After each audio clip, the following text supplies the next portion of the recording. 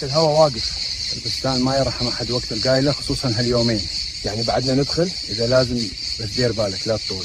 الساعة 1 الظهر، درجة الحرارة 50. الناس نايمة جوا المكيفات، بس أنا وأبو فلاح واقفين هنا بمدخل بستان الجد. يقولون أهل المنطقة اللي يدخل هنا بالقايلة يطلع وهو مو نفسه يعني. حجي أبو فلاح، ليش ما حد يشتري هالأرض؟ الموقع ذهب.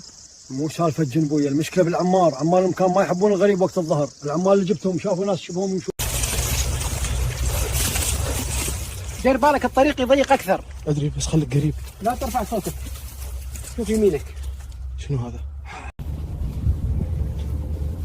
هاي سوياك؟ ليش ملبس الفزاعة دشداشة تشبه دشداشتك؟ عبالي انت واقف هناك والله. أنا ما عندي فزاعات بالأرض. أنا ما زرعت شي صار لي سنتين. لا حجي تستهبل، باو هاي دشداشة وهذا شماغ. لحظة، الفزاعة ما لها وجهه.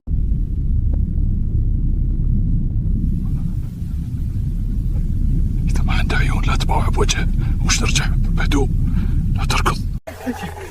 الفزاعة تتحرك، هاي تمشي بتجاهنا.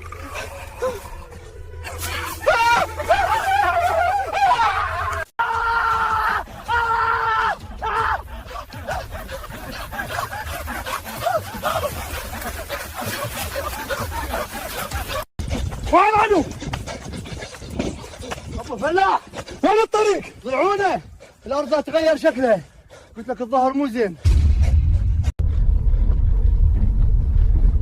هذا مو ابو فلاح، هذا مو ابو فلاح. شو ابو فلاح الحقيقي؟ منذ متى وهذا بجانبي؟ انت منو؟ وين الحكي؟ الحكي تعب، الحكي صار سواد الأرض. تظل وياي كرار، الجو حلو.